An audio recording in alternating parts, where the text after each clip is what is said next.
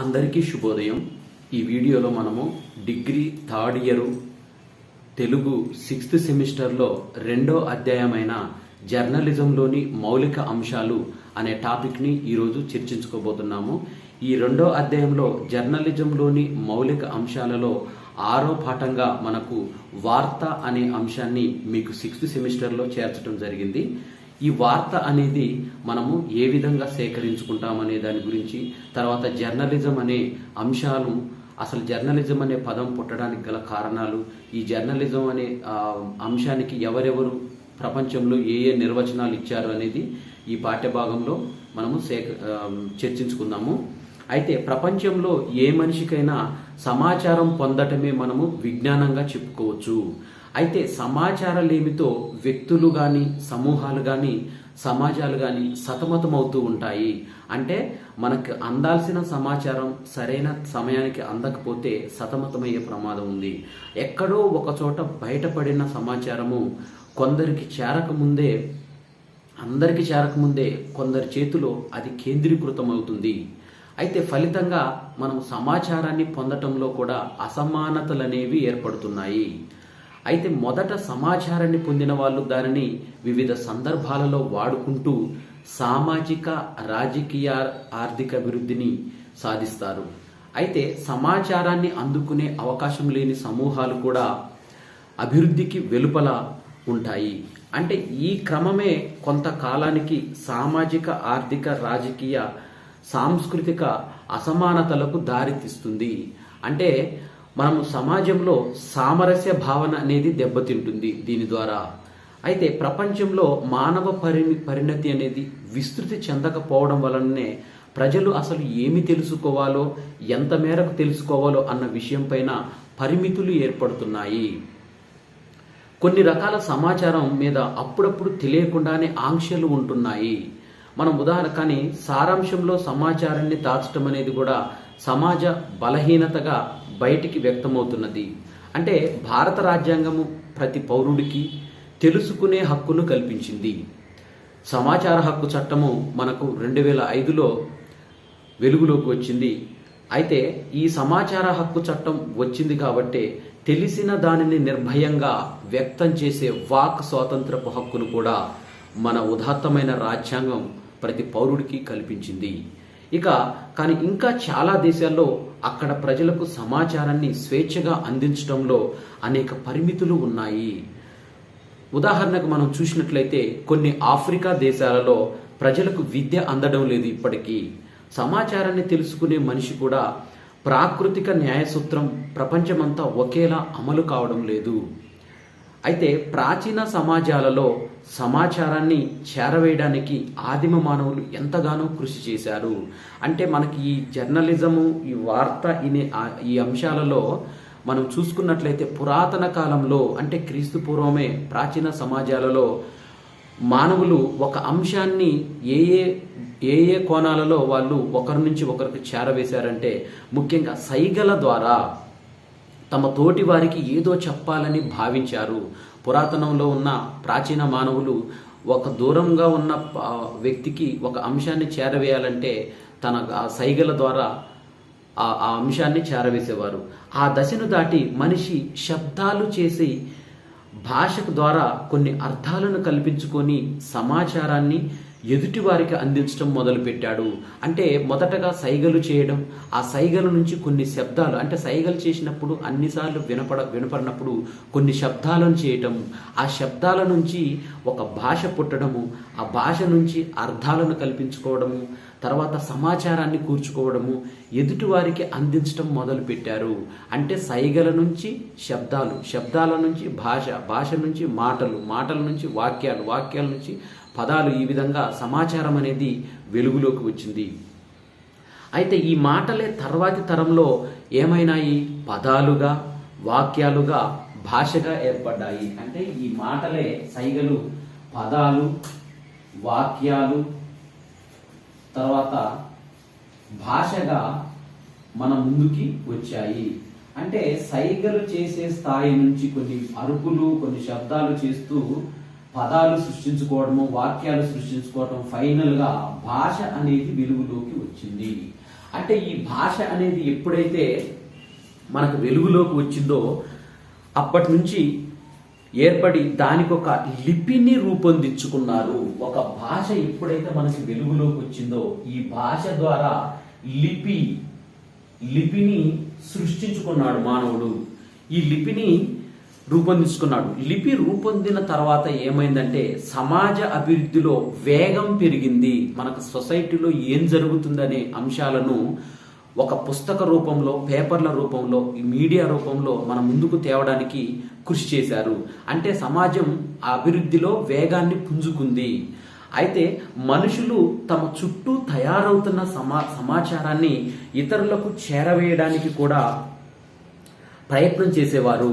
అంటే ఈ విధంగా సమాచారాన్ని ఒక తరం నుంచి మరో తరానికి చేరవేశారు. అంటే ఒక రకంగా లిపి ఏర్పడిన తర్వాతనే మనకు సమాచారాన్ని నిల్వ చేసి చేరవేయడం అనేది ప్రారంభమైంది. ఆ విధంగా సమాజ అభివృద్ధిలో ఒక వ్యక్తి ఎదుగుదల సమాచారము ముఖ్యమైన పాత్రను నిర్వహించింది. అయితే మనకు ఏమేమి వెలుగులోకి వచ్చిన తర్వాత సమాచారం అనేది అందుబాటులోకి వచ్చిందంటే కాగితం అందుబాటులోకి రావడం ఈ విప్లవానికి ప్రధాన కారణం. తర్వాత చూసినట్లయితే అచ్చు యంత్రము, కాగితము వచ్చిన తర్వాత జాన్ గూటన్బర్గ్ అచ్చు యంత్రాన్ని కనిపెట్టడం ఒక విప్లవంగా మారింది. తర్వాత చూసినట్లయితే పుస్తకాలు, అచ్చు యంత్రం వచ్చిన తర్వాత పుస్తకాలు ముద్రించారు. అచ్చు యంత్రం వచ్చిన తర్వాత పుస్తకాలు ముద్రించి తర్వాత పత్రికలు ముద్రణ స్టార్ట్ అయింది. పత్రికలు కూడా ముద్రించారు. తర్వాత మనకి సమాచారము మార్కోని రేడియో కనిపెట్టడం ద్వారా ఈ రేడియోలో రూపంలో సమాచారం అనేది ప్రజలకు చేరింది. తర్వాత టెలిగ్రాఫ్లు అనేవి, ఈ టెలిగ్రాఫ్లు, తర్వాత ఈ టెలిఫోన్లు అందుబాటులోకి రావడం. ఇక చూసినట్టయితే టెలివిజన్, తర్వాత చూసినట్టయితే ఈ కంప్యూటర్, సెల్ ఫోన్. ఇక సెల్ ఫోన్ వచ్చిన తర్వాత మనకు తెలిసిందే, అంటే ప్రపంచంలో ఏ విషయం జరిగినా కానీ మనకి క్షణాల్లో మనకి చేరిపోతుంది. తర్వాత మెయిల్ అందుబాటులోకి రావడం, బ్లాగులు నిర్వహించడము, వాట్సాప్, ఫేస్బుక్,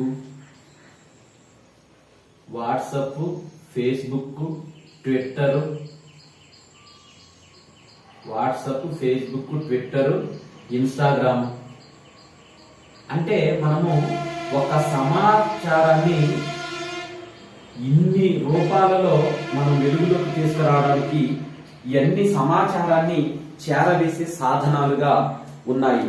అంటే ఈ సాధనాల ద్వారా సమాచారాన్ని ఎంతకాలమైనా నిల్వ చేయవచ్చు. అంటే మొదటగా మనము ఒక సమాచారాన్ని ఒకరికి చేరవేయడానికి ఫస్ట్ ఏం చేశారు? సైగలు చేశాడు మనిషి. సైగలు చేసి ఈ సైగలు కూడా వాడికి సరిగా ఎదుటి వ్యక్తికి సరిగా వినపడట్లేదని ఈ సైగల నుంచి కొన్ని శబ్దాలు చేయటం స్టార్ట్ చేసిండు మనిషి. ఈ శబ్దాలు చేసిన తర్వాత ఈ శబ్దాలలో కొన్ని అర్థవంతమైన పదాలను సృష్టించుకున్నాడు. సైగల ద్వారా శబ్దాలు చేస్తూ తర్వాత ఆ శబ్దాల నుంచి కొన్ని పదాలు సృష్టించుకున్నాడు. ఆ పదాలను కొన్ని వాక్యాలుగా మార్చాడు. ఆ వాక్యాలను భాషగా రూపొందించి ఈ భాషకి ఒక లిపిని ఏర్పాటు చేసుకున్నాడు. ఎప్పుడైతే ఈ లిపిని ఏర్పాటు చేసుకునే టైం స్టార్ట్ అయిందో అదే టైంలో చైనా వారు కాగితాన్ని కనిపెట్టారు. ఈ కాగితాన్ని కనిపెట్టిన తర్వాత వెంటనే యూరప్ దేశస్థుడైన జాన్ గూటన్బర్గ్ అచ్చు యంత్రాన్ని కనిపెట్టడం, పేపర్ ఎప్పుడైతే మనకి కాగితం తయారీ వెలుగులోకి వచ్చిందో వెంటనే ఈ జాన్ గూటన్బర్గ్ అచ్చు యంత్రాన్ని కనిపెట్టాడు. ఈ అచ్చు యంత్రాన్ని కనిపెట్టిన తర్వాత వీరు మొట్టమొదటగా బైబిల్ను ముద్రించారు. అంటే యూరప్ దేశస్థులంతా క్రిస్టియన్ కంట్రీస్ కాబట్టి వారు అచ్చు యంత్రాన్ని మొట్టమొదటగా బైబిల్ను ముద్రించారు. తర్వాత వీరు ఒక్కొక్కటి పుస్తకాలను, అంటే వాళ్ళు సేకరించిన సమాచారాన్ని అంతా కూడా పుస్తకాల రూపంలో పొందుపరిచారు. తర్వాత పొందుపరిచిన తర్వాత ఆ పుస్తకాలు అందరికీ చేరువ కావటం కష్టంగా ఉందని పత్రికలు నిర్వహించారు. అంటే తాజా పత్రికలు నిన్న జరిగిన అంశాలని ఈ రోజు వార్తా రూపంలో వెలుగు తీసుకురావడానికి పత్రికలు వచ్చాయి. పత్రికలు తర్వాత రేడియో అనేది అందుబాటులోకి వచ్చింది ప్రజలకు సమాచారం చేరవేయటానికి. తర్వాత టెలిగ్రాఫ్ అందుబాటులోకి వచ్చింది. టెలిగ్రాఫ్ తర్వాత దూరంగా ఉన్న ఒక వ్యక్తితోని ప్రత్యక్షంగా మాట్లాడే ఈ టెలిఫోన్ కనిపెట్టారు. ఈ టెలిఫోన్ ద్వారా కనిపెట్టిన తర్వాత టెలివిజన్ అనేది అందుబాటులోకి వచ్చింది. ఈ టెలివిజన్ ఎప్పుడైతే అందుబాటులోకి వచ్చిందో సమాచార విప్లవం అనేది విస్తృతమైన వేగాన్ని సంతరించుకుంది. ఈ తర్వాత కంప్యూటర్ వెలుగులోకి వచ్చింది. కంప్యూటర్ అంటే భారత్ ఆర్మీ యొక్క సేవలను వినియోగించుకోవడానికి కోసం అమెరికా ఫస్ట్ గా కంప్యూటర్ ను తయారు చేసుకుంది. ఆ కంప్యూటర్ అనేది ప్రపంచ దేశాలకు ఒక ఐటీ విప్లవంగా ముందుకు వచ్చింది. తర్వాత సెల్ ఫోను వెలుగులోకి వచ్చింది. సెల్ ఫోన్ తర్వాత మెయిల్. ఈ కంప్యూటర్ కనిపెట్టిన తర్వాతనే ఓన్లీ మిలిటరీ సేవల కోసమే మెయిల్ ను ఫస్ట్ వీళ్ళు క్రియేట్ చేశారు. తర్వాత బ్లాగులు నిర్వహించటం, ఇక వాట్సాప్, ఫేస్బుక్, ఈ ట్విట్టర్, ఇన్స్టాగ్రామ్. అంటే మనకు ఒక అంశాన్ని అది వరకు ఒక అంశాన్ని రిలీజ్ చేస్తే భద్రపరచడం అనేది కష్టంగా ఉండేది. ఈ రోజు ఒక సైగల ద్వారా స్టార్ట్ అయిన మనిషి భాష ఇన్ని రూపాలు మనకు వెలుగులోకి రావడం ద్వారా సమాచారాన్ని ఎక్కువ కాలాన్ని నిల్వ చేసుకునే సౌలభ్యాన్ని మనిషి సంతరించుకున్నాడు. అంటే ఒక సమాచారం మనం ఒకసారి ఈ బ్లాగ్ లోకి వెళ్ళి కానీ కంప్యూటర్లోకి వెళ్ళి కానీ ఒక అంశాన్ని కొడితే దాని హిస్టరీ మొత్తాన్ని మనకి వెలుగులోకి చూపుతుంది. అయితే ఈ సమాచారాన్ని పొందటము ప్రజలకు హక్కుగా రాజుల కాలంలోనే ఉన్నది. అంటే ఈ రాజుల కాలం ఇప్పుడు కాదు, పూర్వకాలపు రాజుల కాలం నుంచే ఈ సమాచారాన్ని వారు ఏ విధంగా పొందారు అనేది మనం చూసినట్లయితే, పూర్వం మనము ఒక అంశాన్ని కొంతమంది రాజులు ఏదైనా ఒక విషయం జరిగి ఏదైనా ఒక వాగ్దానాలు ఇచ్చినప్పుడు వాళ్ళు ప్రత్యక్షంగా నడి వీధిలోకి వచ్చి అక్కడనే వాళ్ళు శిలాశాసనాలు వేయటం మనం గమనించవచ్చు. ఇలా చూసినట్లయితే క్రీస్తు పూర్వము 5వ శతాబ్దంలోనే క్రీస్తు పూర్వము 5వ శతాబ్దంలో రోమన్ చక్రవర్తి 5వ శతాబ్దంలో రోమన్ చక్రవర్తి మనకు ఎవరైతే ఉన్నారో ఈ జూలియస్ సీజర్ 5వ శతాబ్దంలో ఈ రోమన్ చక్రవర్తి జూలియస్ సీజర్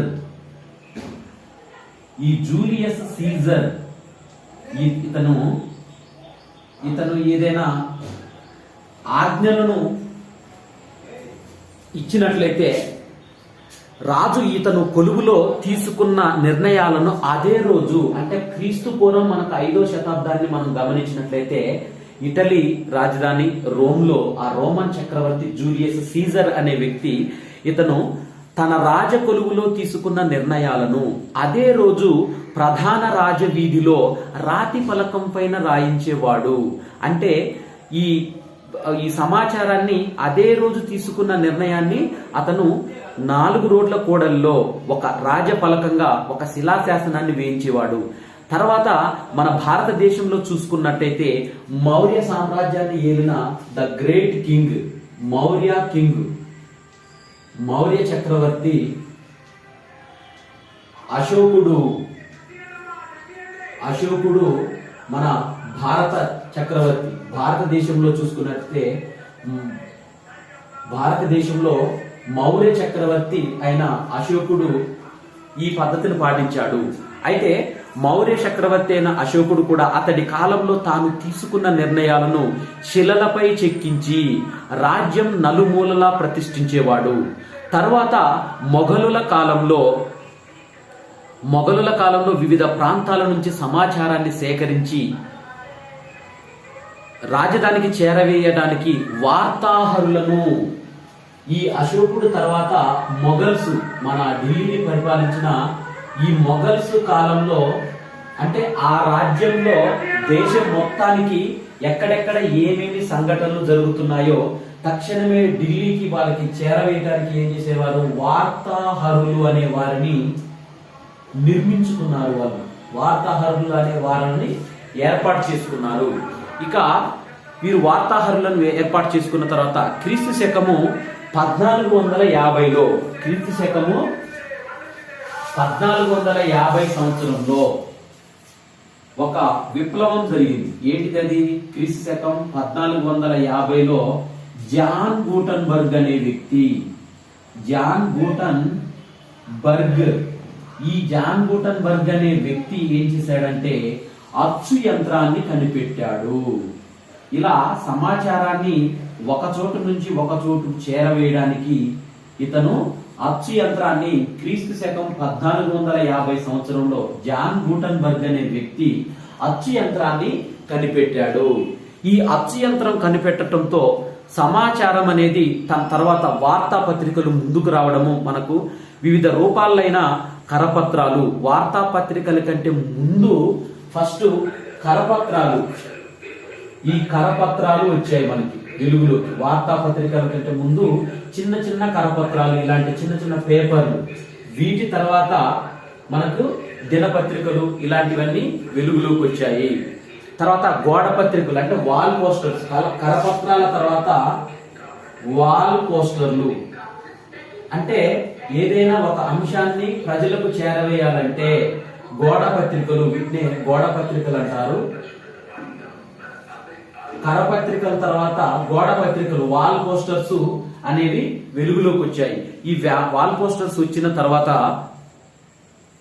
క్రీస్తు శకం 1600 సంవత్సరంలో వార్తాపత్రికలను పోలిన కరపత్రాలను ఇంగ్లండు, రష్యా, అమెరికా దేశాలలో వెలువడినాయి. అంటే ఈ కరపత్రాల నుంచి వాల్ పోస్టర్ల తర్వాత ఒక దినపత్రిక లాంటి వాటిని ఈ పెద్ద దేశాలైన ఇంగ్లాండు, రష్యా, అమెరికా ఇలాంటి దేశాల్లో వెలువడ్డాయి.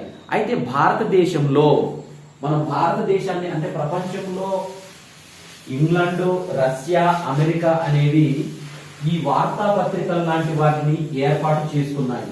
ఈ ఏర్పాటు చేసుకున్న తర్వాత మన భారతదేశంలో చూసినట్లయితే మనము 1780 సంవత్సరంలో భారతదేశంలో 1780 సంవత్సరంలో కలకత్తాలో బెంగాల్ గెజిట్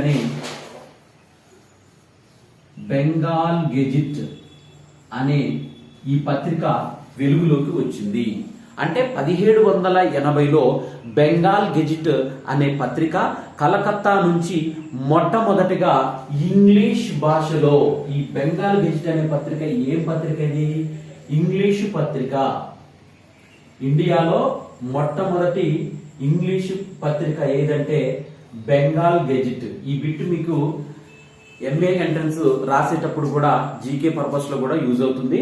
క్రీస్తు శకము 1780లో బెంగాల్ గెజిట్ అనే పత్రిక కలకత్తా నుంచి మొట్టమొదటగా ఇంగ్లీష్ భాషలో వెలువడింది. ఆ కాలంలోనే వ్యాపారులకు ఉపయోగపడే సమాచారాన్ని పొందుపరుస్తూ న్యూస్ బుక్ ను ప్రచురించారు. అంటే ఎవరైతే బిజినెస్ మ్యాగ్నెట్స్ ఉంటారో వారి కోసము ఒక న్యూస్ బుక్ ను ఏర్పాటు చేశారు ఈ పత్రికలోనే. అంటే అడ్వర్టైజింగ్మెంట్ అనేది ఈ పేపర్ నుంచే స్టార్ట్ అయింది. ఎవరైతే ఆర్థికవేత్తలు ఉన్నారో వారికి సంబంధించిన వ్యాపార కార్యక్రమాలన్నీ ఈ న్యూస్ బుక్ లో ప్రింట్ చేపించేవారు ఈ బెంగాల్ గెజిట్ పత్రికల్లో. అయితే ఈ పత్రికలో ఇలా ఈ న్యూస్ బుక్ ని ప్రచురించిన తర్వాత ఈ మొత్తం నేపథ్యం నుంచి సమాచారాన్ని చేరవేయడానికి పత్రికా రంగం అనేది ప్రారంభమైంది. తర్వాత 1865 నుంచి 1900 సంవత్సరం, 1865 సంవత్సరం నుంచి 1900 సంవత్సరము ఏదైతే ఉందో ఈ 35 ఇయర్స్ సంవత్సరాలు, ఈ 35 సంవత్సరాల కాలంలో 1865 నుంచి 1900 ఈ సంవత్సరంలో 30 సంవత్సరాల మధ్య కాలంలో పత్రికా రంగంలో ఆధునిక యుగం మొదలైనట్టుగా మనము చెప్పుకోవచ్చు. ఇక మనం చూసినట్లయితే ఈ సమాచారాన్ని ఒక క్రమ పద్ధతిలో అంటే శాస్త్రీయంగా ప్రజలకు అందించడానికి విశేషమైన కృషి జరిగిందని చెప్పుకోవచ్చు. ఈ క్రమంలోనే వార్తా సేకరణ, వార్తలు రాసే విధానము, వార్తా లక్షణాలు అనేవి రూపొందాయి. అయితే ప్రపంచవ్యాప్తంగా నూతన జర్నలిజం శకానికి పునాది వేసిన వారు ఎవరంటే అమెరికన్ పాత్రికేయులైన జోసెఫ్ పులిట్జర్. మనకు అమెరికా పాత్రికేయుడైన జోసెఫ్ పులిట్జర్ జోసెఫ్ పులిట్జర్ అంటే ఈ జర్నలిజము అనేది ప్రపంచంలో వేగవంతం కావడానికి మూల కారకుడు ఎవరంటే అమెరికా దేశస్థుడైన జోసెఫ్ పులిట్జర్ అనే వ్యక్తి. ఈ జోసెఫ్ పులిట్జర్ అనే వ్యక్తి ఇతను జరిగిన సంఘటనలను, తాజా వివరాలను లిపి ద్వారా ఇతరులకు చేరవేయడానికి, అంటే జరిగిన తాజా విషయాలను ఇతరులకు చేరవేయడాన్ని జర్నలిజం అంటారనే ఈ పదాన్ని వాడిన వ్యక్తి ప్రపంచంలో మొట్టమొదటిగా ఎవరంటే జోసెఫ్ పులిట్జర్. జర్నలిజం అంటే జరిగిన ఒక అంశాలను, జరిగిన ఒక తాజా సమాచారాన్ని ప్రజలకు చేరవేయడాన్నే మనము జర్నలిజం అంటామని మనకి ప్రపంచంలో మొట్టమొదటిగా ఈ జర్నలిజం అనే పదాన్ని ఉపయోగించిన వ్యక్తి ఎవరంటే అమెరికా దేశానికి చెందిన జోసెఫ్ పులిట్జర్ అనే వ్యక్తి ప్రపంచంలో మొట్టమొదటిసారిగా ఈ జర్నలిజం అనే పదాన్ని ఉపయోగించాడు. ఇక చూసినట్లయితే తాజా వివరాలను ఇతను ఏమన్నాడు, తాజా వివరాలను అంటే లిపి ద్వారా, మనం ఏదైతే లిపి రాస్తున్నామో లిపి ద్వారా ఇతరులకు చేరవేయడాన్ని జర్నలిజం అని చెప్పాడు. తర్వాత ప్రారంభంలో పత్రికా రంగ నిపుణులు కూడా భావించారు. అంటే ప్రారంభంలో ఏమనుకున్నారంటే పత్రికా రంగ నిపుణులుగా భావించారు. తర్వాత వీరు ప్రచురణ కోసము సమాచారాన్ని సిద్ధం చేయడము జర్నలిజం అని మనం అనుకోవచ్చు. దీన్నే అంటే మనం ఏదైతే ఒక అంశాన్ని ప్రచురించాలనుకుంటామో దాన్నే జర్నలిజం అని మనం అనుకోవచ్చు. అంటే ఏ రోజు జరిగే సంఘటనను అదే రోజు కూర్చి రాసిన పుస్తకమే జర్నల్. మనం దీంట్లో ఇంకా చూసినట్లయితే ఏ రోజు జరిగిన సంఘటనను ఆ రోజు మనము ఒక గెజిట్ లాగా రాస్తే దాన్ని జర్నల్ అంటాము. జర్నల్ అంటే ఒక సమాచారం ఏదైతే జరుగుతుందో, ఏ రోజు జరిగే సమాచారాన్ని ఆ రోజు ప్రింట్ చేయడానికి రెడీగా ఉండి ఒక జర్నల్ గా రూపొందినట్లయితే దాన్ని జర్నల్ అంటాము. ఇక ఈ జర్నల్ అనే పదం నుంచే జర్నలిజం అనే పదము పుట్టింది. అంటే ఏ రోజు సేకరించిన సమాచారాన్ని ఆ రోజు మనము ప్రింట్ చేయడానికి రెడీగా ఒక పుస్తకంలో రాసి వాటిని భద్రపరిచినట్లుగా దాన్ని జర్నల్ అంటాము. ఈ జర్నల్ అనే పదం నుంచే మనకు జర్నలిజం అనే పదము వచ్చింది. అంటే ఈ జర్నలిజం అనే పదాన్ని మొట్టమొదటిగా ప్రపంచంలో ఉపయోగించిన వ్యక్తి ఎవరంటే అమెరికా దేశానికి చెందిన జోసెఫ్ పులిట్జర్.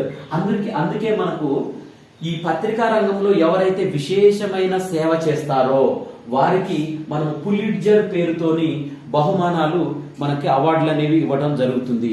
అయితే ఈ సమాచారాన్ని మనము సేకరించిన తర్వాత ఎడిట్ చేసి చదవడానికి వీలైన పద్ధతిలో అమర్చే వారే జర్నలిస్టులు. అంటే ఈ ప్రింట్ కు రెడీగా ఉన్న ఈ సమాచారాన్ని ఎడిట్ చేస్తారు ఫస్ట్. అంటే సేకరించిన సమాచారాన్ని ఎడిట్ చేసిన తర్వాత మనకి చదవడానికి రెడీగా చేకూర్చే వారిని ఏమంటామంటే జర్నలిస్టులు అంటాము. ఈ జర్నలిస్టులు అనే పదము ఇప్పుడు మనకు ఈ విధంగా వెలుగులోకి వచ్చింది. అంటే మనం మ్యాటర్ ని ఏదైతే సేకరించిన ఈ సమాచారం అయితే ఉంటుందో ఈ సమాచారాన్ని మనం జర్నల్ అంటాము. ఈ జర్నల్ అనే పదం నుంచే జర్నలిజం వచ్చింది. ఈ జర్నల్స్ ని ఎడిట్ చేసి మన ముందుంచే వారిని మనము జర్నలిస్టులు అని అంటాము. అయితే వీళ్ళు రాసేదే వార్త. మనకి ఎవరైతే జర్నలిస్టులు ఉన్నారో వారు రాసిందే వార్తగా మనము చెప్పుకోవచ్చు. అయితే journalist are watchdog of the society. అంటే జర్నలిస్టులు అనేది సమాజానికి ఒక కాపలా కుక్కలా ఉండేవారని మనకు ఈ విషయం ద్వారా తెలిసింది. అంటే journalists are watchdogs of the society. సమాజాన్ని కంటికి రెప్పలా కాపాడే ఒక శునకంతో పోల్చారు. ఇక్కడ మనం చూసినట్లయితే మహాభారతంలో నన్నయ్య వార్త గురించి ఒక పద్యాన్ని మన ముందుంచారు ఈ పుస్తకంలో. వార్తయందు జగము వర్ధిల్లుచున్నది ఎదియులేని నాడయకిల జనులు నందకారమగ్నులగుదురుగావున వార్త నిర్వహింపవలయు బతికి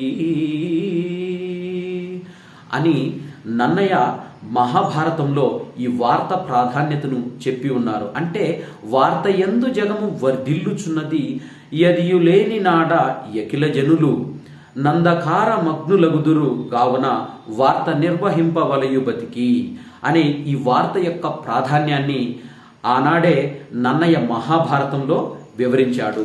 అయితే నన్నయ్య చెప్పిన దాంట్లో కొందరు జర్నలిస్టులు భిన్నాభిప్రాయాలను కూడా వ్యక్తం చేశారు. ఎందుకంటే ఏది ఏమైనా సమాచారాన్ని మనం ఏదైతే సమాచారం ఉంటుందో ఈ సమాచారాన్ని వార్తనే సమాచారంగా సమాజానికి నిత్య చైతన్యంగా ముందుకు నడిపిస్తున్న తీరు శతాబ్దాలుగా మనం గమనించవచ్చు. అయితే సమాచారాన్ని పాఠకులకు చేరవేసే లక్ష్యంతో వార్త అనేది నిర్మాణం అవుతుంది. ప్రజలు ఆ సమాచారం ద్వారా ప్రపంచాన్ని అర్థం చేసుకోగలగాలి. ఆ సమాచారాన్ని అర్థవంతంగా, విశ్వసనీయంగా, సమాజము ఆకట్టుకునేలా వార్తను తీర్చిదిద్దాలి. అయితే ఈ సమాచారాన్ని పాఠకులు స్వాగతించేలా చెప్పటమే వార్త యొక్క ముఖ్య ఉద్దేశము. అయితే దాని ప్రాధాన్యత కూడా అదే. ప్రకృతి సామాజిక శాస్త్రాల వలె వార్తను ఒక నిర్ణీత అర్థంలో నిర్వచించలేము మనము. ఎందుకంటే సమాజ నిర్మాణ దశలకు దాని ఉపరితల అంగాల ఆధారంగా వార్తలను నిర్వహించాలి. అప్పుడే ఆ వార్తకు అర్థవంతం చేకూరుతుంది. అయితే ఈ వార్తకు ఎవరెవరు ఏ నిర్వచనాలు ఇచ్చారనేది మనము ఇప్పుడు చెప్పుకుందాము. వార్తను మనం రాయాలంటే అసలు వార్త రూపం ఏ విధంగా వచ్చింది, ఈ వార్తకు ప్రముఖైన వ్యక్తులు ఎవరెవరు ఏ నిర్వచనాలు ఇచ్చారో ఇప్పుడు మనము చర్చించుకుందాము. ఈ వార్త నిర్వచనాన్ని మనము పరిశీలించినట్లయితే అసాధారణ విషయాలను తెలియజేసేదే వార్త. అంటే సాధారణ విషయాలు కాకుండా అసాధారణ విషయాలను మనం ఏమంటామంటే వార్త అంటాము. అసాధారణ విషయాలు ఏమవుతాయంటే అవి వార్తలుగా మనము చెప్పుకోవచ్చు. అసాధారణ విషయాలు అంటే మనము సాధారణ విషయాలను చెప్తే అది వార్త కాదు. అంటే వర్షాకాలంలో వర్షాలు పడి పంటలు విపరీతంగా పండటం, అంటే బాగా పండటం, అది వార్త కాదు. ఎందుకంటే సహజంగా జరిగేది, అంటే సాధారణంగా జరిగే విషయం అది. కానీ అదే తుఫాను వలన ఆ పండిన పంట మొత్తము నష్టపోయినట్లయితే అది వార్త అనిపించుకుంటుంది. అయితే ఈ వార్త అనే దాని మీద మనకు లార్డ్ నార్త్ క్లిప్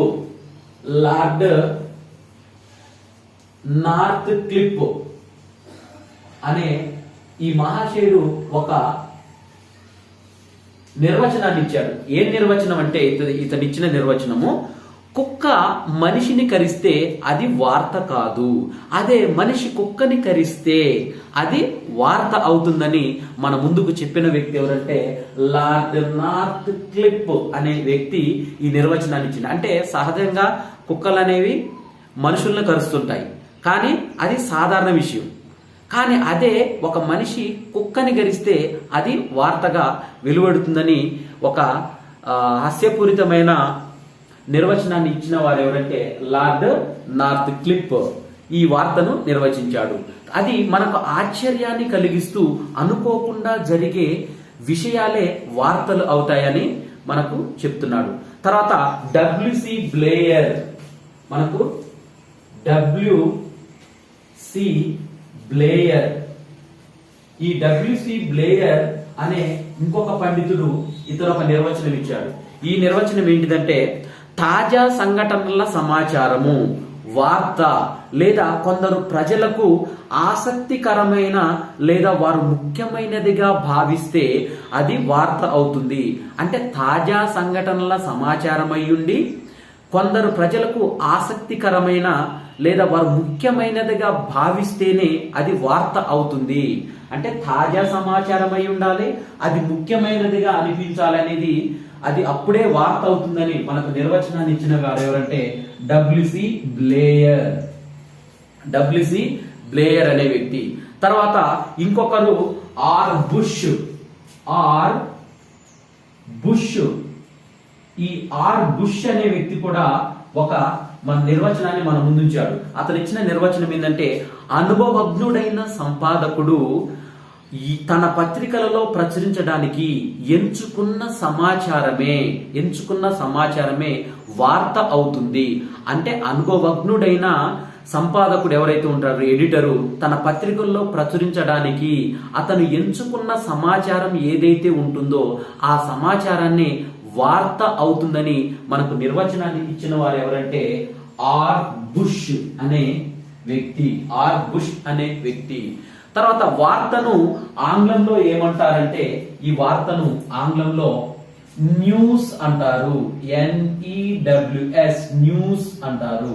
అంటే న్యూస్ అంటే మనం చూసినట్లయితే ఇక్కడ నార్త్, సౌత్, ఈస్ట్, వెస్ట్, ఇక్కడ మనం గమనించినట్లయితే ఈస్ట్, వెస్ట్, NEWS న్యూస్ అంటే నార్త్, సౌత్, ఈస్ట్, వెస్ట్ అంటే ప్రపంచంలోని నలుమూలల నుంచి, ఉత్తరం దిక్కు నుంచి, దక్షిణ దిక్కు నుంచి, తూర్పు నుంచి, పడమర నుంచి, నలు దిక్కుల నుంచి సేకరించిన మనకు ఏదైతే దిక్కుల నుంచి మనం సేకరించే సమాచారం ఏదైతే ఉంటుందో ఈ సమాచారాన్ని మనము న్యూస్, దాన్నే వార్త అంటామని నిర్వచనం ఇచ్చారు. అంటే ఈ NEWS అనే పదాన్ని మనం విస్తరించినట్టయితే నార్త్ ఉత్తరము, ఈస్ట్ తూర్పు, సౌత్ దక్షిణము, వెస్ట్ పడమర అనే అర్థము మనకు స్ఫురణలోకి వస్తుంది.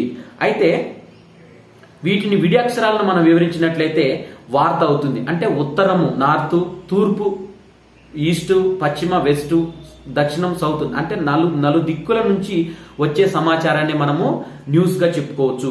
అంటే మనుషుల సమాజంలో భాగంగా ఉంటారు కాబట్టి, మనుషులు అనేవారు మనకు సమాజంలో ఒక భాగంగా ఉంటారు కాబట్టి తమ చుట్టూ ఏం జరుగుతుందో తెలుసుకోవాలని వారు ఆరాటపడతారు. ఎప్పుడైనా చూడండి, ఈనాడు సాంకేతిక విప్లవం అనేది, ఈ సాంకేతిక విప్లవం కారణంగా మనకు సమాచారాన్ని తెలుసుకునే అవకాశాలు అనేవి పెరిగాయి. ఇప్పుడు ఎక్కడైనా లైవ్ జరుగుతుంది, ఎక్కడైనా ఢిల్లీలో ఎర్రకోటలో ప్రధానమంత్రి జెండా ఎగిరేస్తుంటే అక్కడ రిపబ్లిక్ డే నాడు పరేడ్ని మనం లైవ్ లో చూస్తున్నాము, ఇంట్లో కూర్చొని సెల్ ఫోన్లలో. అంటే తెలుసుకునే అవకాశాలు ఈ సాంకేతిక విప్లవం కారణంగా మనకు వెలుగులోకి వచ్చాయి. తర్వాత మనుషులు ప్రపంచంలో జరిగే మార్పులు తమ మీద ఎలాంటి ప్రభావం చూపుతాయోనని ఆసక్తి ప్రదర్శిస్తారు. కొంతమంది ఎక్కడ ఏం జరుగుతుందో తెలుసుకోవాలని నిత్యం తపిస్తుంటారు. ఆ క్రమంలోనే మనకు వార్తలు ప్రాధాన్యత పెరుగుతుంది. మనము మన దృష్టిలో ఆధ్యాత్మిక, రాజకీయ, సాంస్కృతిక, సామాజిక, సాంకేతిక, క్రీడా సంబంధం అంటే ఆధ్యాత్మిక అంటే డెవోషనల్ గాని, తర్వాత రాజకీయం పొలిటికల్ న్యూస్ కానీ, సాంస్కృతిక హిస్టరీ కల్చర్కి సంబంధించినవి కానీ, సామాజికం అంటే సొసైటీకి సంబంధించిన విషయాలు, సాంకేతిక అంశాలైన టెక్నాలజీకి సంబంధించినవి, క్రీడా సంబంధం అంటే గేమ్స్కు సంబంధించిన విషయాలు అనేవి మనకు ఈ విషయాలుగా పడవచ్చు. అయితే కానీ అందులో మనకు ఆసక్తిని నెలకొల్పే విషయాల మీదనే మనం దృష్టి పెడతాము. ఇన్ని న్యూస్లు మనకు కళ్ళ ముందున్నప్పుడు ఏదైనా ఆసక్తి కలిగించే అంశాలు మనకు వాటి మీదే దృష్టి పెడతాం. ఇప్పుడు గేమ్స్ తీసుకున్నట్లయితే మనకు ప్రపంచంలో ఒలింపిక్స్ క్రీడలు జరిగినప్పుడు మనము వాటి మీద ఆసక్తి కనబరుస్తాం. ఆ ఒలింపిక్స్ న్యూస్ లో కూడా ఎవరైతే రికార్డును బ్రేక్ చేశారో అలాంటి అంశాలను మనం ఎక్కువగా చూస్తాం. ఇక క్రికెట్ విషయానికి వస్తే మనము ఏవైతే మనకు వరల్డ్ కప్ మ్యాచ్లు, T20లు ఇలాంటివి జరిగినప్పుడు మనం వాటిని చూస్తూ ఉంటాం. ముఖ్యమైన హైలైట్స్. ఈ వార్త ఈ ఒక వర్గానికి ఆసక్తి ఉన్న విషయంలో మరొక వర్గానికి ఆసక్తి ఇవ్వకపోవచ్చు. అంటే కొంతమందికి కొన్ని వర్గాల పట్ల కొన్ని వాటిల పట్ల ఆసక్తి ఉండొచ్చు, అయితే మిగతా వారికి కొన్ని వాటిల పట్ల ఆసక్తి ఉండకపోవచ్చు. అంటే ఎలాంటి ప్రభావం చూపకపోవచ్చు. అయితే ఇక్కడ మనం చూసినట్టయితే ఇలాంటివి మలేరియా జ్వరాలతో వందల కొద్దీ మనము చనిపోయే ఆదివాసుల వార్తను పట్టణ వాసులకు అంతగా ముఖ్యమైనది కాకపోవచ్చు. అంటే సిటీలలో ఉండే ప్రజలు ఎవరైతే ఉంటారో, ఎక్కడో ఆదిలాబాద్ అడవుల్లో, ఖమ్మం అడవులలో, మహబూబ్ నగర్ అడవుల్లో, నల్గొండ జిల్లా మూల ప్రాంతంలో ఉన్న అడవులలో ఎవరైనా దోమలు బాగా కరిచి మలేరియా వ్యాధి బారిన పడి చాలా మంది మరణిస్తే పట్టణంలో ఉన్న వాళ్ళకి అంతగా న్యూస్ అనిపించకపోవచ్చు ఇది. అయితే తర్వాత ప్రజలు అభిరుచులు, ఆసక్తులను బట్టి కూడా ఏదైనా వార్త అనేది అవుతుంది. అంటే కొన్ని విషయాలు బయటి ప్రపంచానికి తెలియకుండా చాలా రోజులు గోప్యంగా ఉంచవచ్చు. అలాంటి గోప్యంగా ఉంచిన అంశాలు ఎప్పుడైతే ఆ విషయము బహిరంగమై అందరికీ తెలుస్తుందో అప్పుడు ప్రజలకు ఆసక్తిని గొలిపే వార్త అవుతుంది. అంటే ఇన్ని రోజులు సీక్రెట్గా ఉన్న వార్త ఒక్కసారి విస్ఫోటనం చెందడం వల్ల అది ఆ రోజుకి వార్తగా వెలువడుతుంది. మరి అయితే ఈ వార్తలకి ఎలాంటి లక్షణాలు ఉన్నాయి అంటే, ఈ వార్తకు మనము వీటిని సేకరించాలన్నా, మనము వాటిని పబ్లిష్ చేయాలన్నా ఈ వార్తలకు అసలు ఎలాంటి లక్షణాలు ఉన్నాయి, ఈ వార్తలకు ఉన్న లక్షణాలు అనేవి ఏ విధంగా ఉన్నాయనేది మనము చూసుకున్నట్లయితే, ఇక్కడ వార్తకు ఏదైనా ఒక రచనా రూపం లక్షణాన్ని సంతరించుకోవడానికి ఒక పద్ధతి అనేది ఉండాలి. ఈ వార్తా రచనకు ఒక పద్ధతిని ఎంచుకోవాలి. ఈ పద్ధతిని ఎంచుకున్నప్పుడు మనకు ఆ వార్తని ఏ విధంగా నిర్మించాలి అనేది మనకు తెలుస్తుంది. అంటే లక్షణ చర్చ ఆధారంగా, లక్షణ చర్చ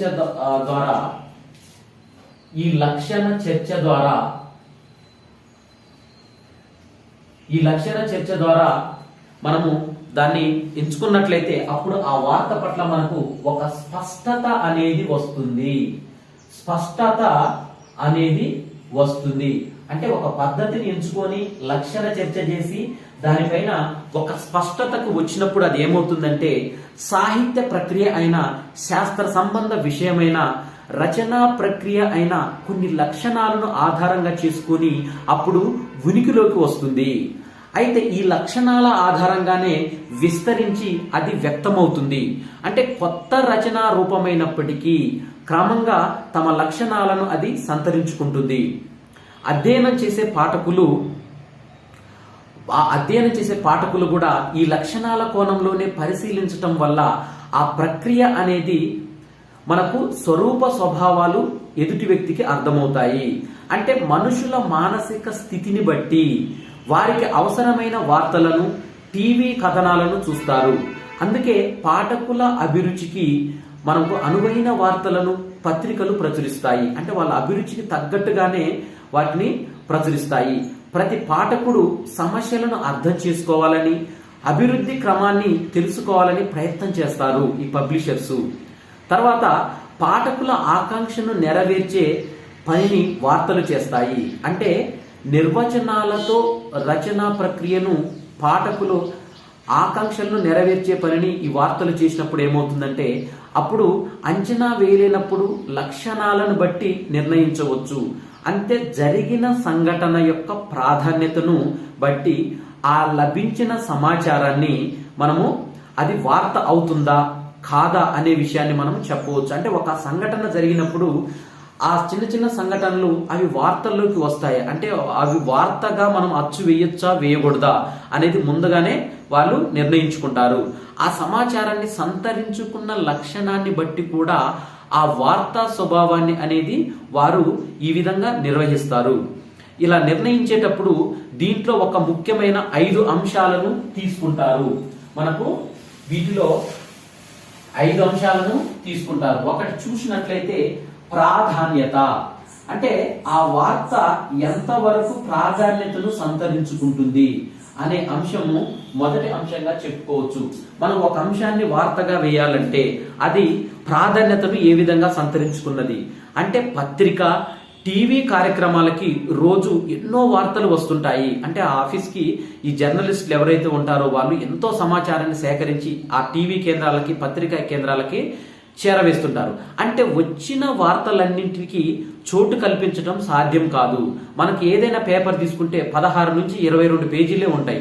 ఆ పేజీలో వచ్చిన అంశాలన్నింటినీ వేయాలంటే వారికి సాధ్యం కాకపోవచ్చు. కనుక ప్రాధాన్యత కలిగిన వార్తలను వారు ఎంపిక చేసి ప్రచురణ లేదా ప్రచారానికి పంపించాలి. ఎవరైతే ఎడిటర్స్ ఉంటారో వాళ్ళు ఆ వార్తలను ఎంపిక చేసుకునేటప్పుడే పత్రిక భావజాలము, లక్ష్యము, పరిమాణము ప్రధానంగా తీసుకుంటారు. అందుకే ఏ వార్త అయినా మనకు ప్రజల జీవితాలను విశేషంగా ప్రభావితం చేసేదై ఉండాలి. అప్పుడే ఎక్కువ మంది పాఠకుల చేత చదివించే వార్త అయి విశేషంగా ప్రభావితం చేసేదై ఉండి వాటిలో ఎక్కువ మంది చేత చదివించే వార్త అయి ఉండాలి అది. అప్పుడే ఆ వార్త ప్రాధాన్యతను నిర్ణయించడానికి కూడా కొన్ని ప్రమాణాలు అనేవి ఉంటాయి. ఇక వాటిలో సమయం చాలా ముఖ్యమైనది. మనకి ఏదైనా ఒక న్యూస్ ఛానల్లో కానీ ఒక అంశాన్ని చర్చించడానికి కంపల్సరీగా మనం చర్చా కార్యక్రమాలు ఇవి మనం చూసినట్లయితే ఉదయం టీవీ లాంచ్ చేసి చూసినట్లయితే ఇప్పుడు సొసైటీలో ఏదైనా ఒక సమస్యను తీసుకొని దానిపైన ఉదయం 7 గంటల నుంచి 7:30 వరకు 7:30 నుంచి 8 వరకు, సాయంకాలం మనం చూసినట్లయితే 7 to 8 మధ్యలో కొంత సమయాన్ని కేటాయించి ఆ సమయంలో మాత్రమే చర్చా వేదికను నిర్వహిస్తారు. అంటే రెగ్యులర్ ప్రోగ్రామ్స్ కి ఎలాంటి అవరోధం కలగకుండా కొంత సమయాలను కేటాయిస్తారు.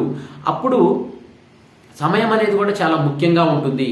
ఇక వార్తా మనుగడ అనేది కూడా స్వల్పమైనది. అంటే నిన్న జరిగిన సంఘటన కంటే ఈ రోజు జరిగిన విషయానికి ఎక్కువ ప్రాధాన్యత ఉంటుంది. అయితే news should be fresh live fish. అంటే వార్త అనేది ఏ విధంగా ఉండాలంటే అప్పుడే పట్టిన తాజా చేపలాగా ఉండాలి. అప్పుడే ఆ వార్త అనేది ప్రాధాన్యతను సంతరించుకుంటుంది. అంటే తాజా చేప మనకి news should be fresh like fish. అంటే అప్పుడే పట్టిన తాజా చేప ఏ విధంగా ఫ్రెష్గా ఉంటుందో అలా వార్త ఫ్రెష్గా ఉన్నప్పుడే అది ప్రజలకు చేరవేస్తుంది. అంటే నిన్న జరిగిన అంశాలను కూడా ఈ రోజు ప్రచురిస్తే అది పాతబడిపోతుంది. ఆ విధంగా తాజా చేపలాగా ఉండాలని చెప్పారు. అయితే వార్తా ప్రాధాన్యత దాని పర్యవసానం మీద ఆధారపడి ఉంటుంది. అంటే అది చెప్పే పర్యవసానం ఏ విధంగా ఉంటుందనేది దాని మీద ఆధారపడి ఉంటుంది. ఆ వార్తను పాఠకులకు అందించడం వలన ఎంతమంది మీద ప్రభావం చూపుతుంది. మొదటి అంశం తీసుకున్నట్టయితే ఒక వార్త మనకి వెలుగులోకి వచ్చిన తర్వాత అది ఎంతమంది మీద ప్రభావం చూపుతుంది, తర్వాత దాంట్లో ఏమైనా అసాధారణ సంఘటనలు ఉన్నాయా. ఇక మూడో అంశం చూసినట్టయితే ప్రముఖమైన వ్యక్తుల్ని బట్టి ఆ వార్త ఉంటుంది. ఈ 3 విషయాలు మీద ఆధారంగా వార్త ప్రాధాన్యత అనేది నిర్వహించవచ్చు. అంటే మనము ఎంతమంది ఇప్పుడు ఒక వార్తని పబ్లిష్ చేస్తే ఎంతమంది మీద అది ప్రభావాన్ని చూపుతుంది, అంటే దాంట్లో ఏమైనా అసాధారణ సంఘటనలు ఉన్నాయా, అంటే ప్రముఖమైన వ్యక్తులు ఎవరైనా ఉన్నారా. అంటే ఈ 3 అంశాలను మనము పబ్లిష్ చేసినట్లయితే అది వార్తగా వెలుగులోకి వచ్చి అందరి మన్ననలను అందుతుంది. ప్రాధాన్యతలో స్థల ప్రాధాన్యత కూడా ఉంటుంది. అంటే వ్యక్తి ఇంపార్టెంట్ వ్యక్తా, తర్వాత ప్రధానమైన అంశం ఉందా, ఎవరినైనా ప్రేరేపిస్తుందా, అదేవిధంగా స్థల ప్రాధాన్యతను బట్టి కూడా ఉంటుంది. దీనికి దేశానికి ఆయువు పట్టు లాంటి మనము పార్లమెంటు, ఎర్రకోట, భక్తులు రద్దీగా ఉంటే తిరుపతి ఇలాంటి ప్రదేశాలు, పుణ్యక్షేత్రాలు లాంటివి తీసుకున్నప్పుడు రాష్ట్ర శాసనసభలు మొదలైన ప్రాముఖ్యత కలిగిన ప్రదేశాలలో ఏదైనా సంఘటన జరిగితే ఆ వార్త అనేది అత్యంత ప్రాధాన్యత కలిగిన అంశంగా ఉంటుంది. అయితే అదేవిధంగా వార్తల్లో వ్యక్తి, మనం ఎవరైతే వార్తల్లో వ్యక్తి ఉంటారో ఆ వార్తల్లో వ్యక్తి కూడా ప్రాధాన్యతను ముఖ్యమైన విషయంగా చెప్పుకోవచ్చు. అంటే దేశానికి మొదటి పౌరుడైన రాష్ట్రపతి, దేశ ప్రధానమంత్రి, ప్రముఖ క్రీడాకారులు కూడా, సినిమా హీరో, ఇలా ఆయా రాష్ట్రాల ముఖ్యమంత్రులు వీరికి ఏదైనా అవాంఛనీయ సంఘటనలు జరిగినప్పుడు ఆ విషయం పట్ల ప్రజలందరూ ఆసక్తి చూపుతారు.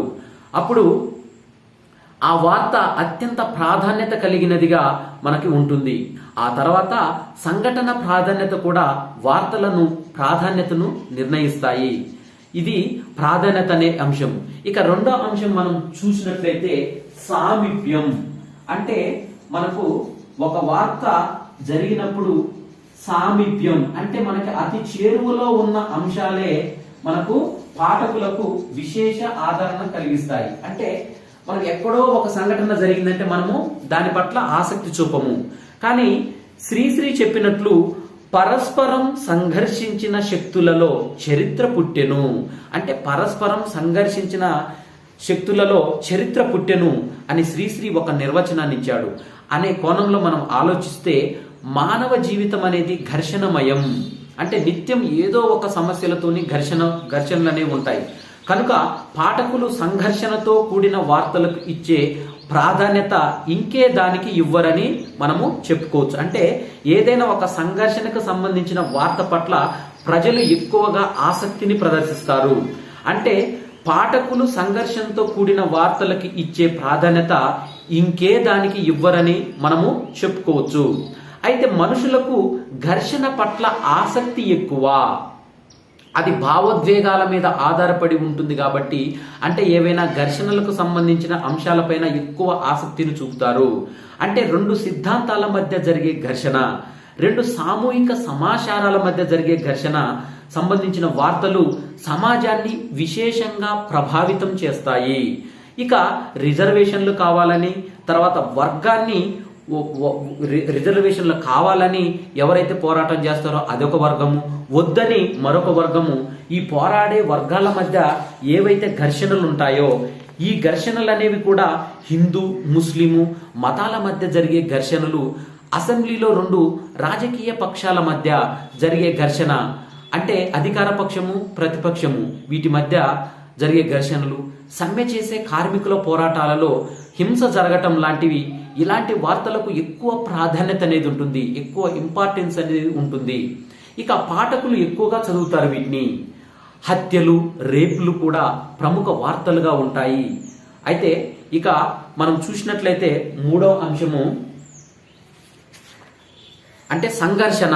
అంటే మనము ఇలాంటి సంఘర్షణ, మూడో అంశం మనకు సంఘర్షణ అని చెప్తున్నాం. అంటే ఏదైనా ఒక అంశాన్ని మనము సంఘర్షణలకు ఎక్కువగా మనుషులు అనేది భావోద్వేగాల మీద ఆధారపడి ఉంటాయి కాబట్టి, ఇప్పుడు చెప్పుకున్నట్టు ఈ సంఘర్షణలకు మనుషులు ఎక్కువ అట్రాక్ట్ అవుతారు. కాబట్టి ఈ సంఘర్షణలకు సంబంధించిన వార్త ఏదొచ్చినా కానీ అది హత్యలు కావచ్చు, రేపులు కావచ్చు, అగ్ని ప్రమాదాలు కావచ్చు, ఇలాంటి మనుషులు మరణకాండలు కావచ్చు, ఇంకేదైనా రాజకీయ నాయకులు చూసినట్లయితే మనం ఏదైనా శాసనసభ జరిగేటప్పుడు కానీ, ఆ పార్లమెంట్లో కొన్ని చర్చలు జరిగేటప్పుడు కానీ అధికార పక్షానికి ప్రతిపక్షాలకు మధ్య ఎలాంటి జరుగుతున్నాయని మొత్తము సంఘర్షణ.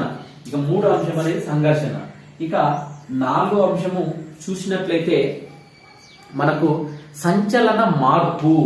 మనము నాలుగో అంశం చూసినట్లయితే సంచలన మార్పు.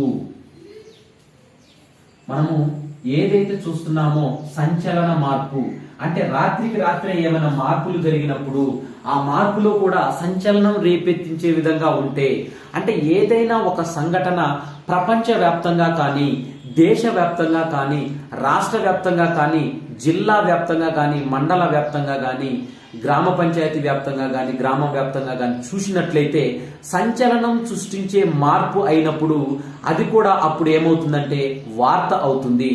ఆ సమాచారానికి ఉండే ఈ లక్షణం వలన ప్రజలలో అధికమైన ఆసక్తి అనేది రేకెత్తుతుంది. అంటే ఎక్కువ మందిని ఆకట్టుకుంటుంది. ఎంసెట్ పరీక్ష లేకుండానే ఇంటర్ మార్కుల ఆధారంగా మెడికల్ సీట్లను కేటాయింపు అని ప్రభుత్వం ఎప్పుడైతే ఒక నిర్ణయం తీసుకుంటే ఇదొక సంచలనమైన వార్త అవుతుంది.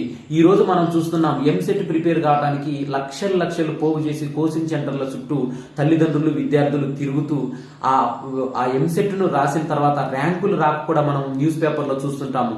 ఎంసెట్ సీట్ రాలేదని ఆత్మహత్యని ఇలాంటి వార్తలు చూస్తుంటాం. అంటే అలాంటి ఒత్తిడికి గురయ్యే ఎంసెట్ పరీక్ష లేకుండా ప్రభుత్వము ఇంటర్లో వచ్చిన మార్కుల ఆధారంగా వీరికి మెడికల్ సీట్లు కానీ ఇంజనీరింగ్ సీట్లు కానీ కేటాయిస్తామని ఒకేసారి సంచలన నిర్ణయం తీసుకున్నప్పుడు అదేమవుతుందంటే ఆ సంచలన మార్పు కిందికి మనం చెప్పుకోవచ్చు.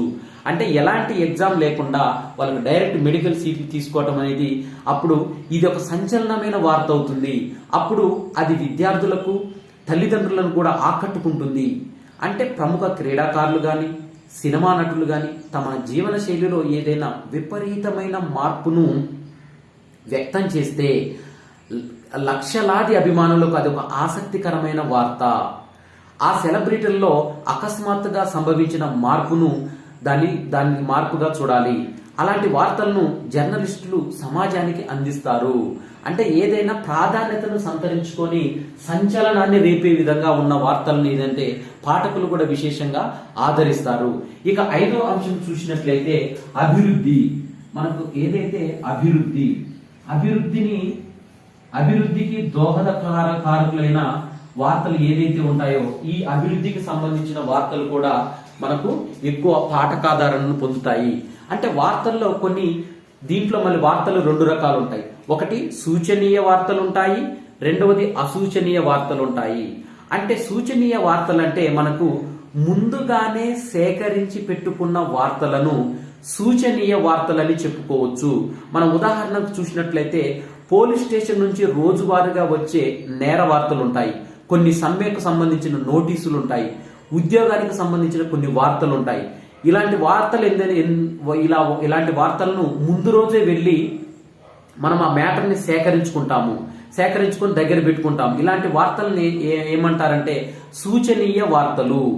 తర్వాత వీటిని సురక్షిత వార్తలని కూడా అంటారు. అంటే సూచనీయ వార్తలు, అసూచనీయ వార్తలు. ఈ సూచనీయ వార్తలు, అసూచనీయ వార్తలు, అసూచనీయ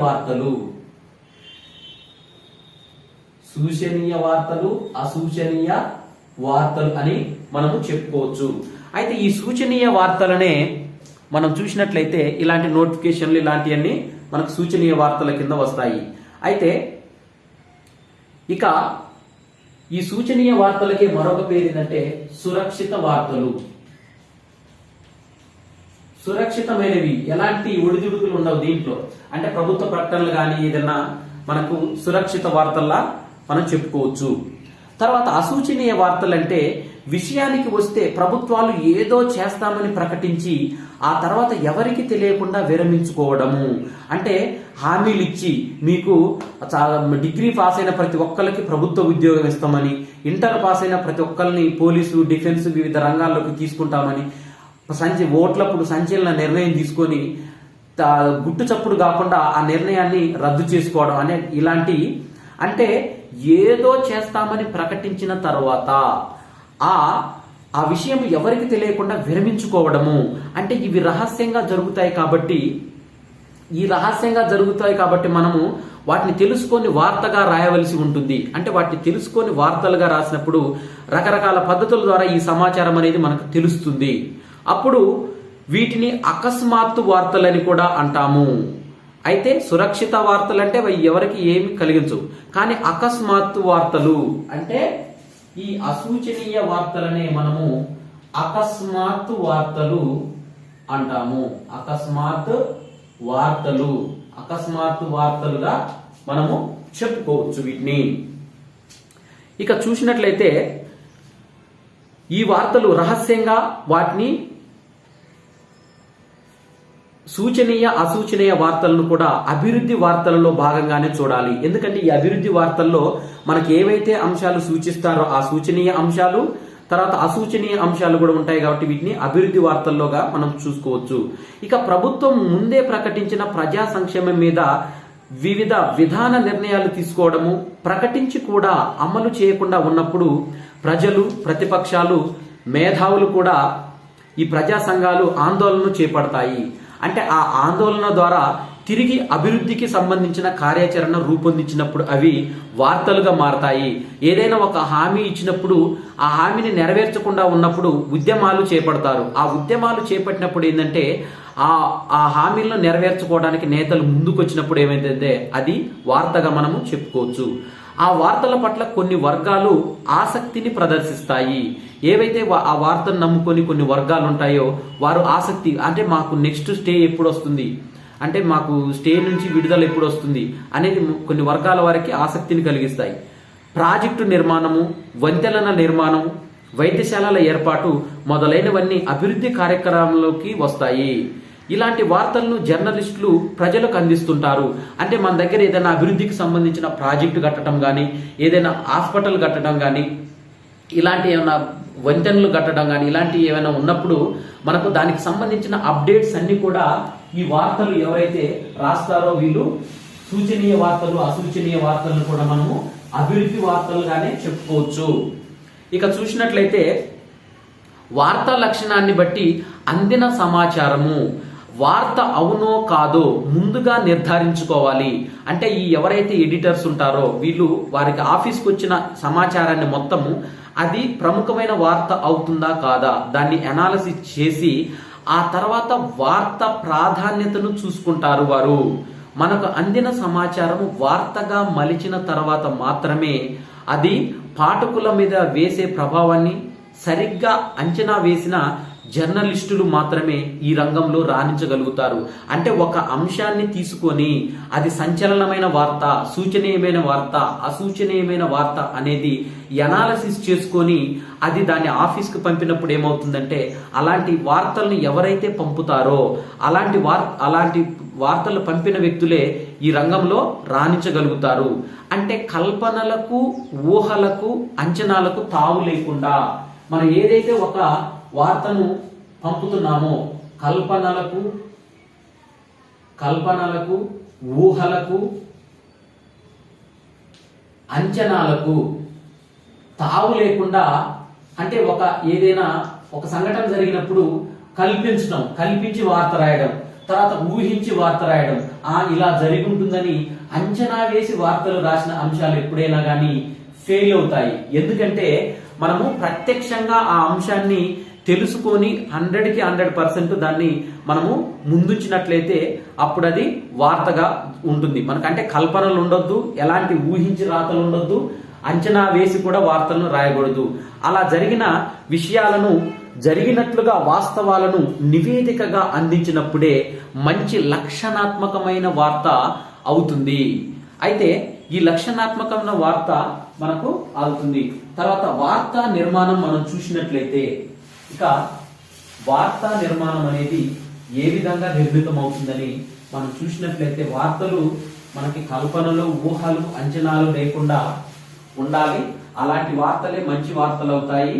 ఇక్కడ వార్తా నిర్మాణం, ఈ వార్తా నిర్మాణం అనేది ఏ విధంగా మనకు వెలుగులోకి వస్తుందంటే చూసినట్లయితే సమాచారాన్ని చేరవేయడానికి వార్త అనేది ఒక సాధనంగా మనం చెప్పుకోవచ్చు.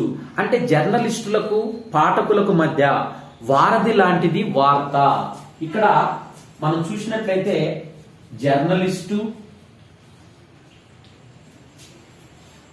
ఈ జర్నలిస్టు తర్వాత పాఠకులు, ఈ జర్నలిస్టులు పాఠకులకు వీరి ఇద్దరికి మధ్య వారధి లాంటిది ఏంటిదంటే ఒక బ్రిడ్జి లాంటిది వార్త అని చెప్పుకోవచ్చు.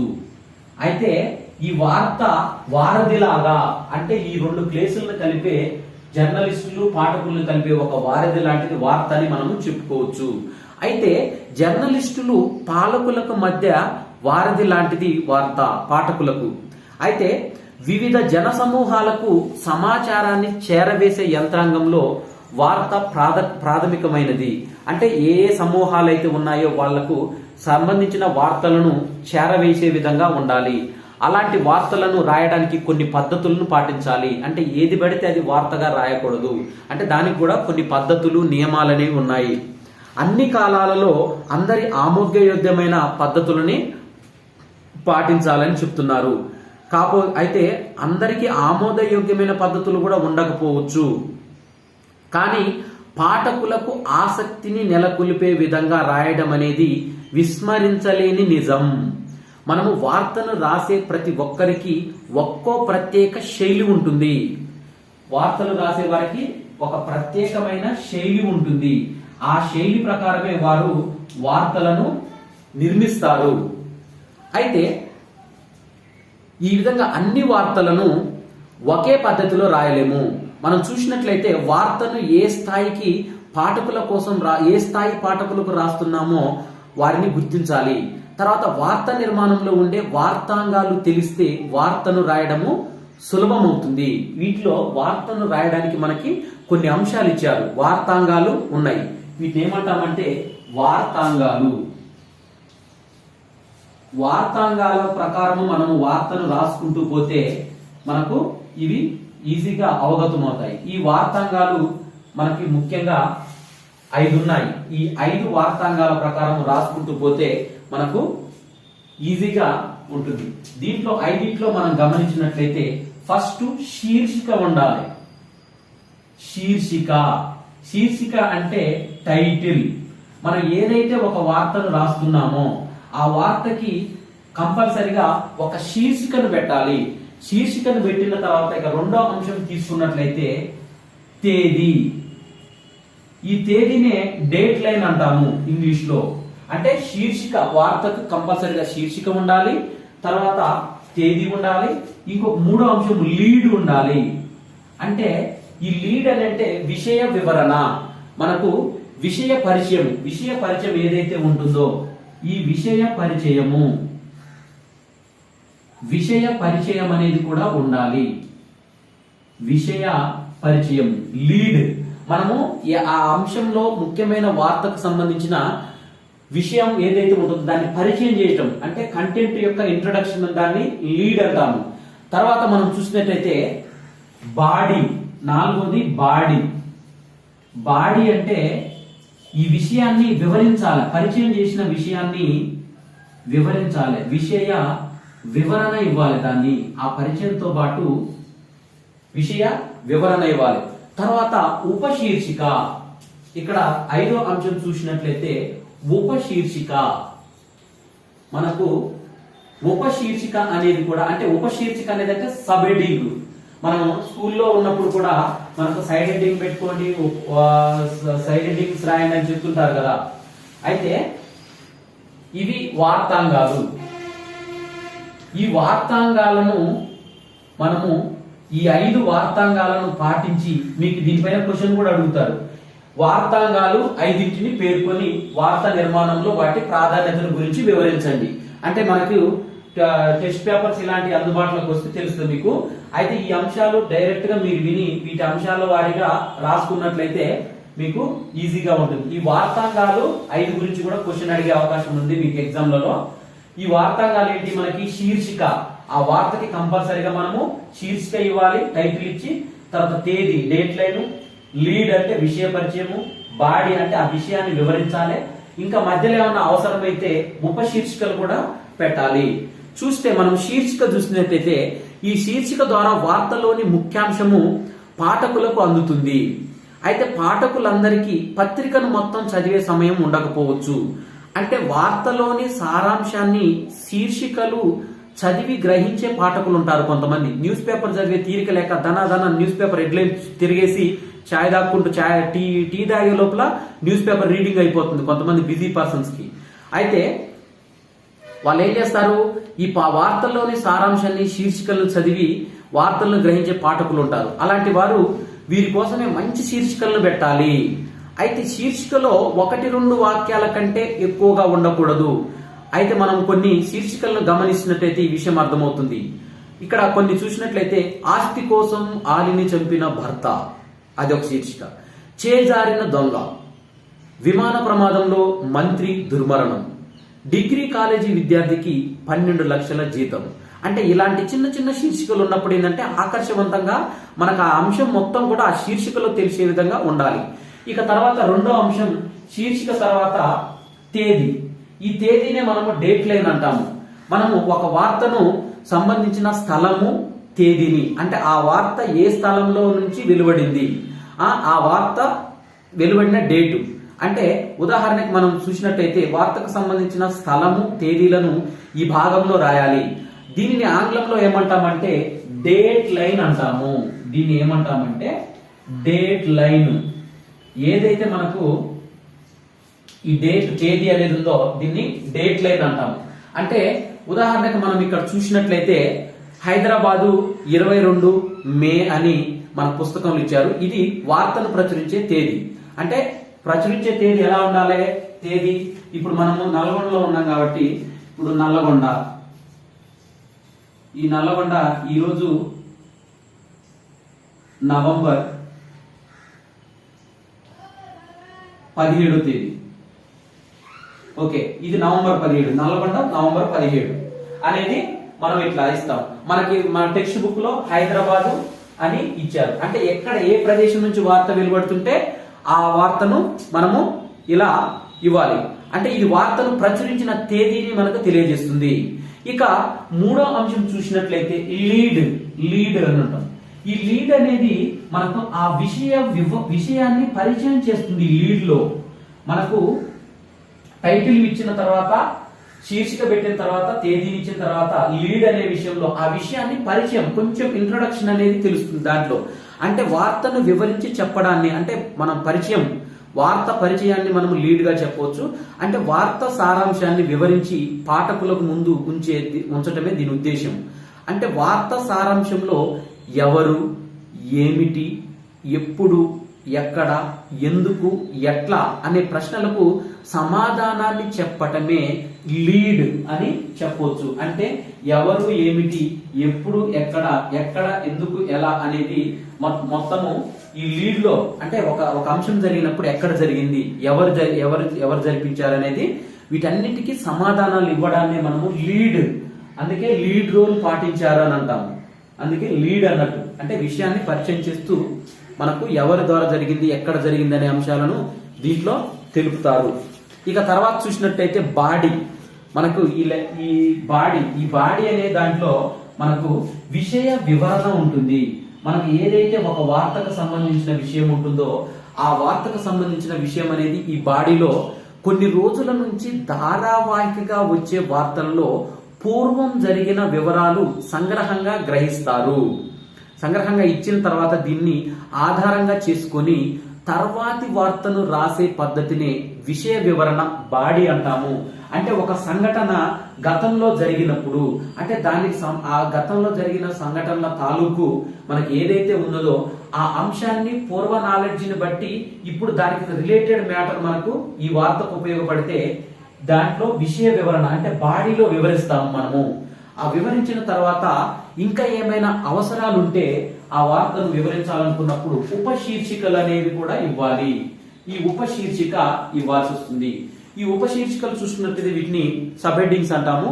అంటే రాస్తున్న వార్త పెద్దదిగా ఉన్నప్పుడు, అంటే ఒక అంశము మనం 350 నుంచి 400 వర్డ్స్ కి మించిపోతున్నప్పుడు ఏం చేస్తాము, ఒక పేజీ మొత్తం నిండుతున్నప్పుడు దాన్ని ఉపశీర్షికలు పెడతారు.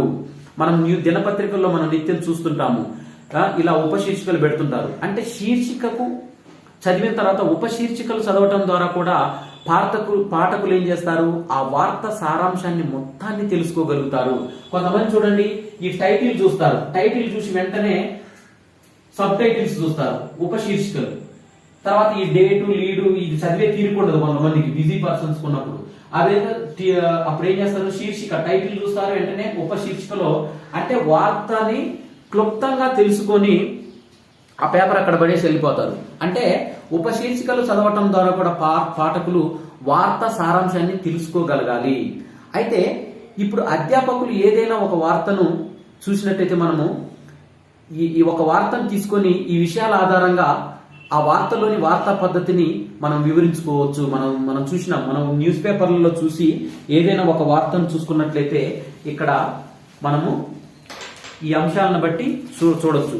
ఇక్కడ చూడండి, ఈ న్యూస్ పేపర్ లో మనకి యాదాద్రికి పటిష్ట భద్రత, ఇక్కడ చూసినట్లయితే ఈ వార్తను మనము, అంటే ఇక్కడ ఏదో జరుగుతుంది, అంటే ఆ సీఎం పర్యటన, ఇక్కడ యాదాద్రి ఓపెనింగ్ కి సంబంధించింది ఇక్కడ ఇవ్వడం జరిగింది. అంటే ఈ ప్రాధాన్యత లేనిది, ఇప్పుడు మనం చూడండి, ఇది టైటిల్, ఇక్కడ యాదాద్రికి పటిష్ట భద్రత అనేది ఇది టైటిల్. తర్వాత ఇక్కడ సైడ్ హెడ్డింగ్స్ ఉన్నాయి చూడండి, భారీ భద్రత వ్యవస్థకు పోలీస్ శాఖ YTDA ప్రకారము రింగ్ రోడ్డు మధ్యన ఎకరం స్థలంలో పోలీస్ స్టేషన్ నిర్మాణం, కమాండింగ్ కంట్రోల్ లైటింగ్ వ్యవస్థ ఏర్పాటుకు సమగ్ర నివేదిక అని ఇచ్చి ఇక్కడ సాక్షి యాదాద్రిని ఇచ్చాడు. అంటే డేట్ లైను, ఈ సబ్ టైటిల్స్, అంటే ఈ అంశాలు ఇలా ఉన్నప్పుడు ఇక్కడ చూడండి, ఇక్కడ నిరంతర పహారా, ఇక్కడ చూసినట్టయితే భద్రత నిఘాకు ప్రాధాన్యత, అంటే ఈ శీర్షిక టైటిల్, ఈ తేదీ, మనకి ఏదైతే తేదీ ఇచ్చారో ఇక్కడ డేట్ లైన్ గురువారము అక్టోబరు 2021 అని ఇట్లా ఇచ్చారు. అంటే శీర్షిక టైటిల్ ఉండాలి, తేదీ డేట్ లైన్ తెలియజేయాలి, లీడ్ మనకి ఏదైతే విషయం పరిచయం ఉందో ఆ పరిచయం ఇవ్వాలి, బాడీలో కొంత మ్యాటరు. మనం ఇక్కడ చూసినట్టయితే ఇక్కడ ఈ వార్తా అంశానికి ఇక్కడ ఇది టైటిల్ మన శీర్షిక, తర్వాత ఈ సబ్ టైటిల్స్, ఇక్కడ డేటు తేదీ, తర్వాత ఇది బాడీ, ఇది దీంట్లో లీడ్ పరిచయం కొంత ఉంది దీంట్లో, తర్వాత ఇది మొత్తం బాడీ, ఈ బాడీ అంశాల్లో విషయాలను పెట్టారు.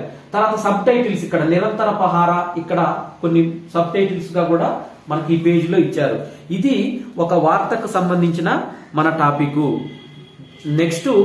నెక్స్ట్ వీడియోలో మనము 7వ పాఠమైన వార్తా నిర్మాణం అనే దాని గురించి నెక్స్ట్ వీడియోలో తెలుపుకుందాము.